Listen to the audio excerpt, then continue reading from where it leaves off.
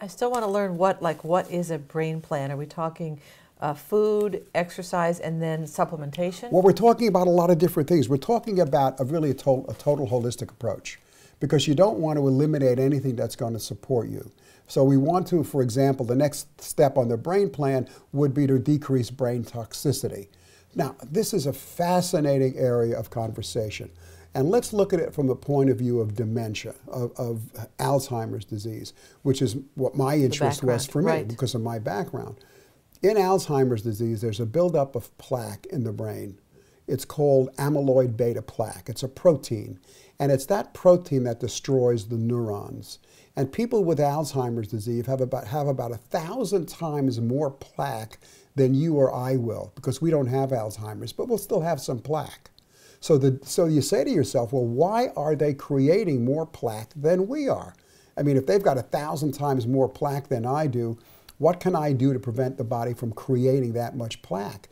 But when you start to look at the pathology, what you really see is they're not producing more plaque than I am or you are. They're not cleaning it up. Oh. They're not cleaning it up. So the plaque production is equal to me and you, but their ability to detoxify that plaque out of the body is compromised. Now, why would that be compromised? Well, we have to look at the status of a nutrient called glutathione. Glutathione is made in your body. Yeah, you've written a lot about glutathione. I've written books about over the years. glutathione. Yeah. And glutathione, one of its responsibilities is cleaning the plaque out of the brain. All right, it's really important. However, listen to this, when you are exposed to a lot of environmental toxins, like mercury, like lead, like cadmium, like aluminum, like arsenic, it totally depletes glutathione levels. Well, where would a normal person in their walking life be exposed to those? Everywhere. Everywhere. So where? So everywhere, at work, at home. I mean, in this room, we've got all sorts of chemicals. You've got formaldehyde in this room. You've got all sorts of chemicals in your environment. Now, the bigger question is now, and that's a good point you bring up, if we are all exposed to these chemicals all the time, we just finished a survey that showed that, and they just finished a great one at Mount Sinai School of Medicine with the Red Cross, that showed that newborn babies, just baby newborn babies, if you cut their umbilical cord and take their blood, they've got over 280 chemicals in there. Oh my including God. Pesticides, dry cleaning fluid, Teflon, plastic from bisphenol A and phthalates. That was in the mother's body. That was in the mother's body. Styrofoam. There was all of that. Styrofoam. Formaldehyde. There was an article on rocket fuel being in breast milk recently. So this is in the air, this is in milk, this is in products. It's pervasive. This is in synthesized products. Right, it's pervasive. So the question is then, if that's the case, why aren't we all sick? Some of us have a better defense system? Some of us have a better ability to clear it out metabolically.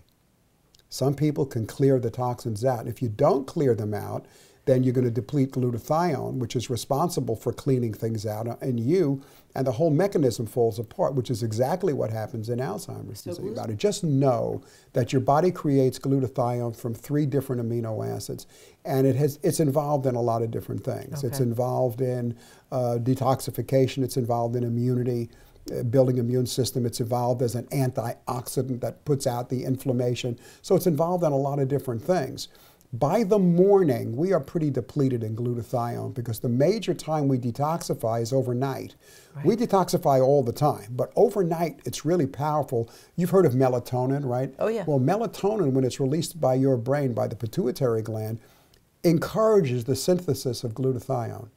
And that comes out at night. So by the morning, we're pretty depleted, and we want to refresh glutathione supplies, and there are lots of different ways to do that. But when you're looking at the brain specifically, in this brain plan, you've got to make sure that you have enough glutathione in your body, considering the environmental work it's doing, to continue cleaning all the debris out of your brain. So it's not to get back to the Alzheimer's situation, it's not the overproduction of these amyloid plaques that we're concerned about. It's the inability to cleanse them out of your system properly. So people that already have Alzheimer's, would this help at all? Or? Sure, it'll help, but basically the earlier you catch this, the better. And as I explained to my interns and my students and my radio audience as well, it's much, much easier to prevent an issue and a problem than it is to treat it. Right. So the earlier you begin this process, the better.